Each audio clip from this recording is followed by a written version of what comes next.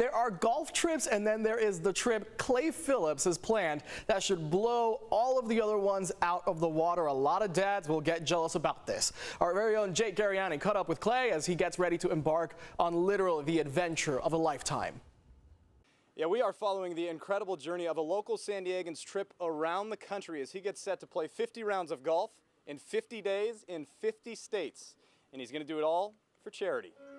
I love planning trips, and this is like the Mount Everest of trip planning. It's well over 10,000 miles. It's probably gonna be somewhere around $12,000. Except for the first 2 legs of it, where I'll be flying from Honolulu to Alaska back to Portland.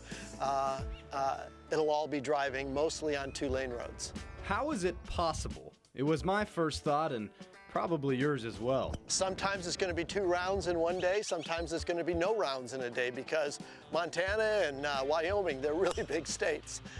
So the logistics are complex. Complex is probably a euphemism, but the 66-year-old Phillips has his tricks in order to accomplish such an ambitious adventure. I've had to figure out, little nibblings at states. Like there are some places like Corvallis and Spokane. They're awesome because I can pick off 2 states in the matter of an hour. The trip, however, is much more than a self-indulging safari for birdies. Get this, over 2 million people worldwide die from dirty water, and 40% of those people that die are children under the age of 5.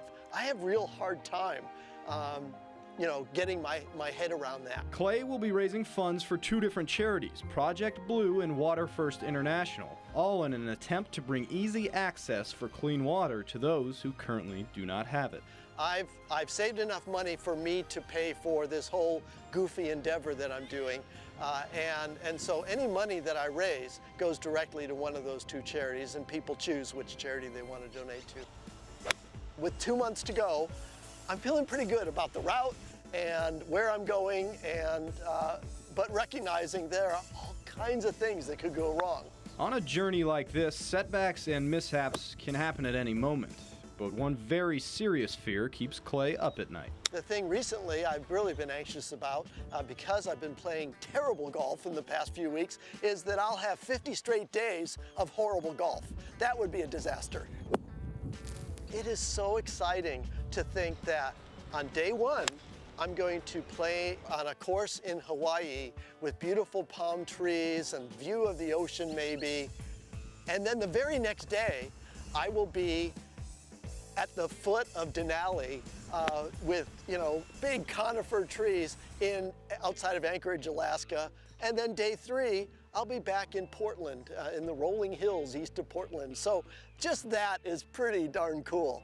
And Clay plans to end his trip right here at Singing Hills Golf Resort in San Diego sometime around mid-October. I'm very much looking forward to following his trip and wishing him the best of luck and very safe travels.